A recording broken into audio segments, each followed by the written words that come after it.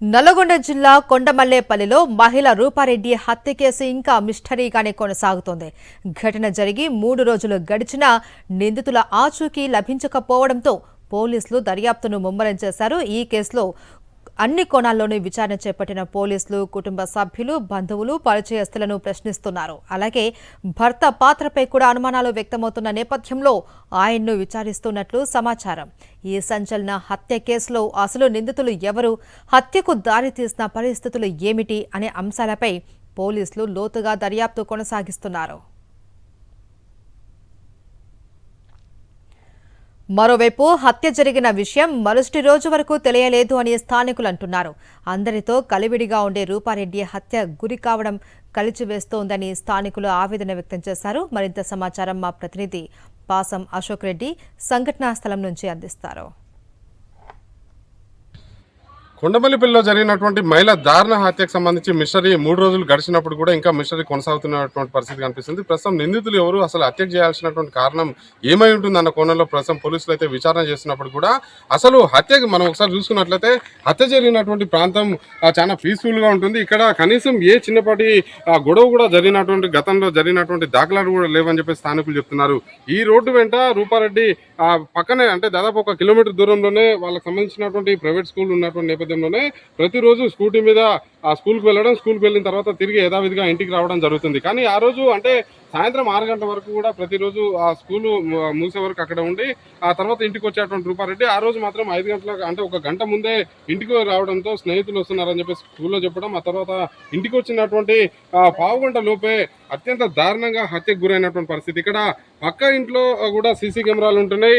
వాళ్ళ ఇంట్లో అంటే రూపారెడ్డి హత్యకు గురైనటువంటి రూపారెడ్డికి సంబంధించినటువంటి ఇంట్లో కూడా 3 సీసీ కెమెరాలు ఉన్నాయి. కాకపోతే వెనక ప్రాంతంలో సీసీ కెమెరాలు లేకపోవడంతో దుండగుడు అప్పటికే అసలు రెక్కి నిర్వహించినట్టు కూడా క్లియర్ గా తెలిసింది. ఎందుకంటే ముందు ప్రాంతం నుంచి వస్తే ఖచ్చితంగా ఏదో ఒక సీసీ కెమెరాలో రికార్డ్ అవుతామని చెప్పేసి పక్కా ప్లాన్ తోటే వెనక ప్రాంతంలో అయితే నిర్మానుష్యంగా ఉంటుంది.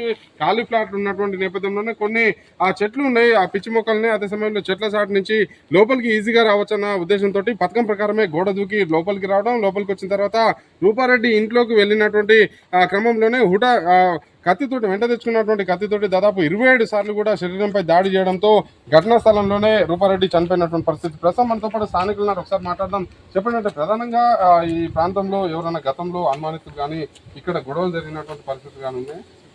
ఇదివరకు అది ఇక్కడ ఎప్పుడు గొడవ జరగలేదు. వాళ్ళకి ఎవరు శత్రువులు కూడా ఇక్కడ ఎవరు లేరు సార్. మేడం మంచిగా ఉంటుంది, సార్ కూడా అందరితోనే మంచిగా ఉంటారు.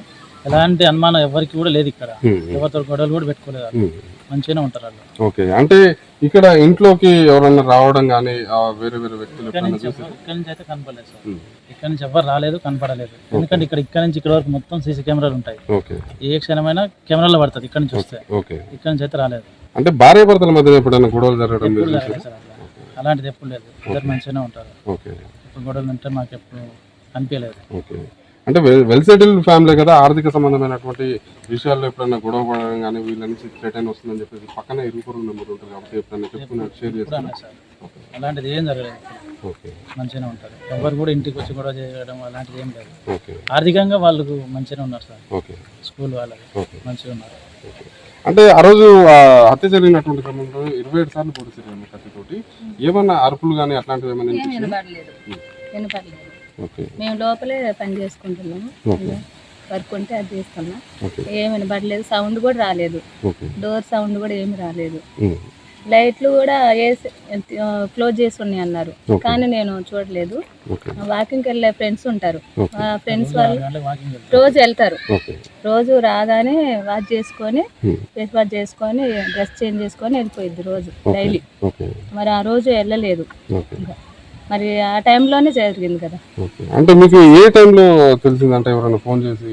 మార్నింగ్, ఎర్లీ మార్నింగ్ మేము స్కూల్కి వెళ్ళేటప్పుడు అప్పుడు తెలిసింది. మా పైన ఎస్ఐ ఉంటాడు, ఆ సార్ వాళ్ళకి తెలిసింది ఫస్ట్. వాళ్ళు వెళ్ళి చూసినాక మాకు చెప్పారు. అప్పటి వరకు అసలు ఇక్కడ జరిగిన దారుణం జరిగిందని కూడా ఏం తెలియదు. నిందితుడు లోపలికి వచ్చినటువంటి నిందితునికి సంబంధించినటువంటి ఏ ఒక్క ఆధారం కూడా దొరకనటువంటి నేపథ్యంలో వెనుక ఉన్నటువంటి ఒక సీసీ కెమెరా ఫుటేజ్ ఆధారంగా నడుచుకుంటూ వెళ్తున్నటువంటి ఒక 10 సెకండ్లకు సంబంధించినటువంటి విజువల్ మాత్రమే అందులో రికార్డ్ అయినటువంటి నేపథ్యంలోనే రెడ్ కలర్ టీ షర్ట్ ధరించినటువంటి యువకుడిని ప్రస్తుతం అయితే పోలీసులు అయితే అదుపులోకి తీసుకొని విచారణ చేస్తున్నారు. అసలు హత్యకు గల కారణం ఏంటంటే భార్యాభర్తల మధ్యన ఎలాంటి గొడవలు లేవని చెప్పేసి స్థానికులు చెప్తున్నారు. కానీ పోలీసులు మాత్రం అన్ని కోణాలు విచారణ చేస్తున్నారు. భర్త పాత్రపై కూడా కొన్ని అనుమానాలు వస్తున్నటువంటి నేపథ్యంలోనే ప్రస్తుతం రాజేందర్ రెడ్డిని కూడా అదుపులోకి తీసుకొని విచారణ చేస్తున్నారని చెప్పేసి కూడా మనకైతే విశ్వసనీయంగా తెలుస్తుంది. శ్రీనివాసరావు, పాషం అశోక్ రెడ్డి, సాక్షి టీవీ, మల్లెపల్లి.